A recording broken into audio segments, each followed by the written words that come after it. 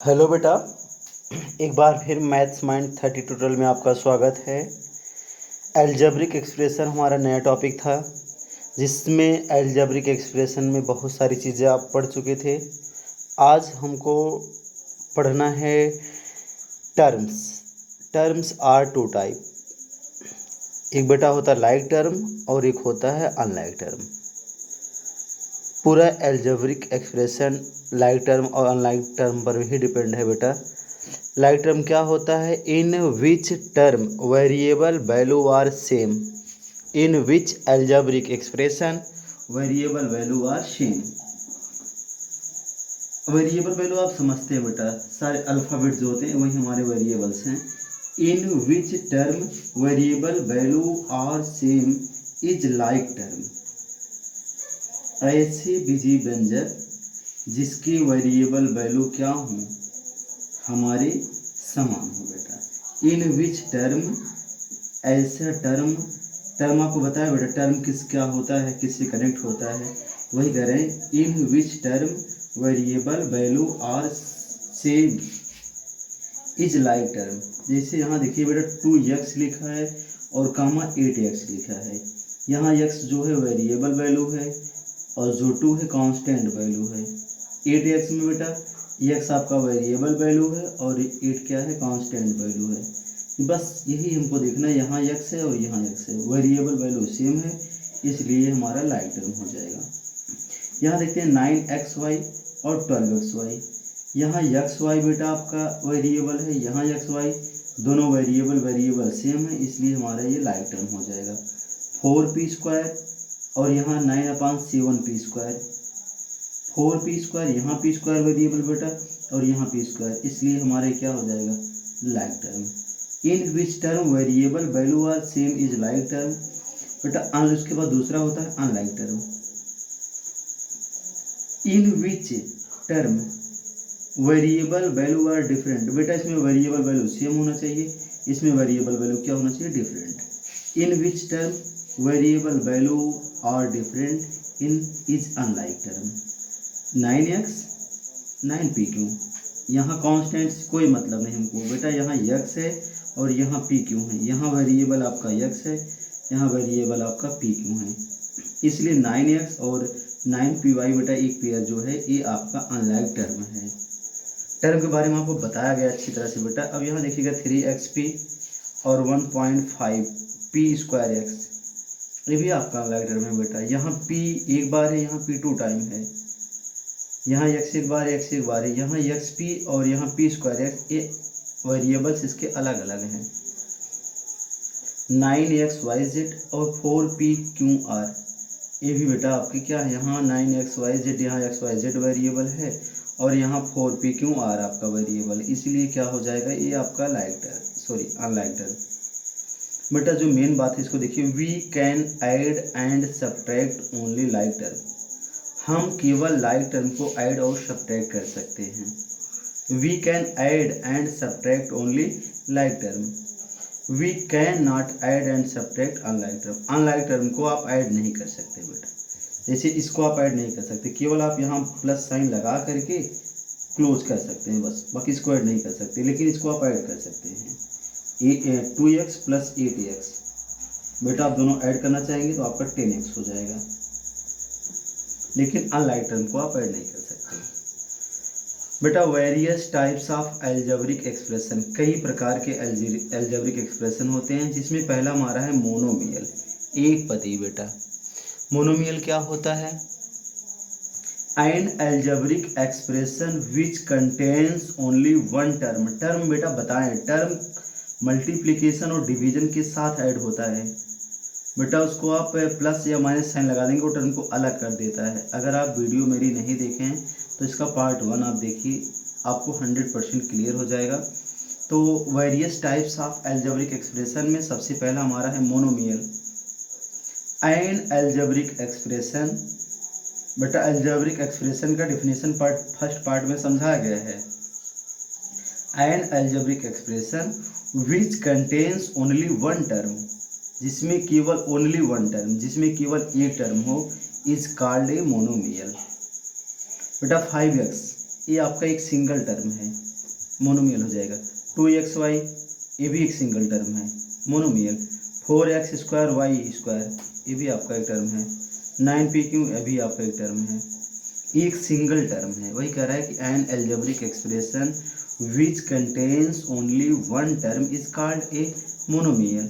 एक पद ही बोलते हैं बेटा, ऐसा बीजीय व्यंजक जिसमें केवल एक पद हो वो आपका मोनोमियल कहलाता है। अच्छा बेटा, दूसरा होता है बायनोमियल। बायनोमियल क्या होता है? An algebraic expression two term is called a binomial. An algebraic expression two term is called a binomial. ऐसा एल्जेब्रिक एक्सप्रेशन बेटा जिसमें क्या हमारे टू टर्म हो, ये टर्म अलग है, ये टर्म आपका अलग है, ये प्लस साइन लग गया, टर्म को अलग कर दिया, ये आपका अलग टर्म, ये अलग टर्म, ये बेटा दोनों मिलके आपके टू टर्म हैं। मोनोमियल हुआ, बायनोमियल हुआ। इसके बाद हमारा होता है बेटा ट्राइनोमियल। क्या होता है बेटा? In an algebraic expression TRINOMIAL trinomial, N algebraic expression containing three terms. बेटा ऐसा algebraic expression containing three term जिसमें थ्री टर्म हो इज कॉल्ड ए ट्राइनोमियल, वह आपका एक ट्राइनोमियल्स होता है। An algebraic expression containing three terms is called A trinomial. बेटा देखिए a + b + c, यहाँ प्लस साइन जो होता है टर्म को सेपरेट अलग करता है, इसलिए प्लस इसको अलग कर दिए, इसको अलग कर दिए, प्लस इसको अलग, इसको अलग। तो बेटा a + b + 6c, one term, two term, three term, इसलिए ट्राइनोमियल। थ्री पद है बेटा ट्राइनोमियल। इसमें भी देखते हैं प्लस माइनस आया, टर्म को अलग किया, ये अलग हुआ, ये अलग हुआ, ये अलग हुआ, ये टर्म है, ये टर्म है, ये टर्म मिलकर के अलजेब्रिक एक्सप्रेशन बनता है। कितने टर्म है? 1 2 3, थ्री टर्म है ट्राइनोमियल। बेटा यहाँ देखिए one term, two term, three term, ये भी क्या हो जाएगा? क्या हो जाएगा? ट्राइनोमियल बेटा। लेकिन याद रखना लाइक टर्म नहीं होना चाहिए। N algebraic expression containing three terms is called trinomial, but like term नहीं होना चाहिए। इसके बाद ये क्या होता है? क्वाड्रिनोमियल्स। क्वाड्रिनोमियल्स बेटा an algebraic expression containing four term is called a quadrinomial. An algebraic expression containing four term, ऐसा बीजीय व्यंजक जिसमें बेटा फोर टर्म होता है, x + y + z + 6, ये आपके क्या हो जाएंगे? क्वाड्रिनोमियल। a + b + c + d, मतलब फोर टर्म होना चाहिए बेटा। टर्म आप पढ़ चुके हैं, फोर टर्म होना चाहिए, ये हमारा क्वाड्रिनोमियल हो गया बेटा। इसके बाद एक होता है पॉलिनोमियल्स। पॉलिनोमियल्स बेटा क्लास 9 10 में आपको अच्छी तरह से पढ़ना पड़ेगा, इसलिए आप इसको अच्छे से ध्यान देना। पॉलिनोमियल्स क्या होते हैं? An expression containing two or more term, TERM, sorry बेटा TERMS, an expression containing two or more terms is called a polynomial. An expression ऐसा एक्सप्रेशन कंटेनिंग बेटा जिसमें टू या टू से ज़्यादा टर्म हो, ऐसा एल्जेब्रिक एक्सप्रेशन जिसमें दो या दो से ज़्यादा, कम से कम दो हो बेटा, दो से ज़्यादा अगर टर्म होता है उसको आप पॉलिनोमियल बोल सकते हैं बेटा। इसी का एक आता है फैक्टर। फैक्टर्स क्या होते हैं एल्जेब्रिक एक्सप्रेशन में? ईच टर्म आप जानते हैं ना, terms are connect with plus or, sorry division and multiplication sign. Each term of an algebraic expression consist of a product of the constant and variables, मतलब variable और constant का multiply करके बना होता है फैक्टर। ईच टर्म, हर एक term बेटा वो मल्टीप्लाई लिखा ना कि each term of an algebraic expression consist of a product of constant and variable, constant और वेरिएबल का प्रोडक्ट करके बनता है। ए constant factor is called a numerical factor.